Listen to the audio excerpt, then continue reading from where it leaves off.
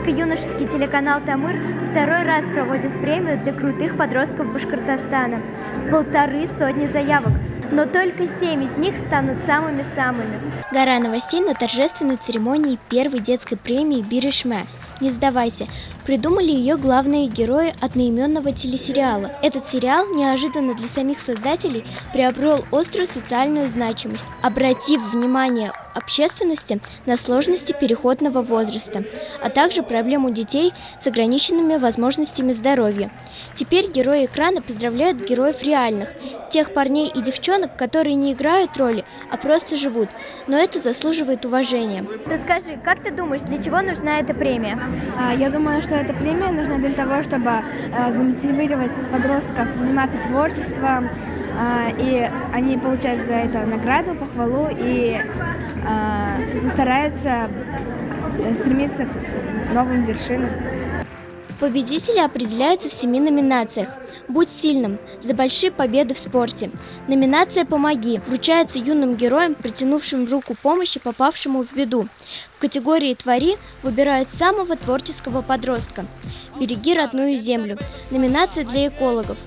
«Завоюй медиамир». Тут называется имя крутого блогера, фотографа, оператора или журналиста. Номинация для ученых «Стремись к знаниям». «Развивай родной язык» для тех ребят, кто развивает башкирский язык и работает на благо фольклора.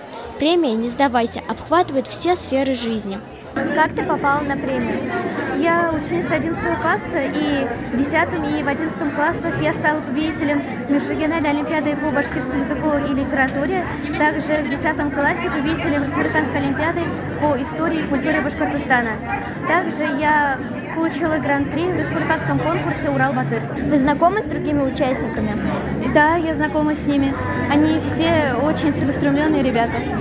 В главном концертном зале Башкортостан собрались самые активные подростки республики. Они четко знают, чего хотят. Такая премия – это отличная возможность замотивировать себя на великие дела. Кстати, победители определяют лидеры мнений, деятельные и молодые представители разных сфер Башкортостана. Они точно знают, как добиться высот. Не сдавайся, что бы ни случилось, четко иди к своей цели. Эти ребята отличный пример, максимум мотивации для того, чтобы становиться лучше день ото дня. Азалия Хисамудинова, Руслан Бекбаев специально для Горы новостей.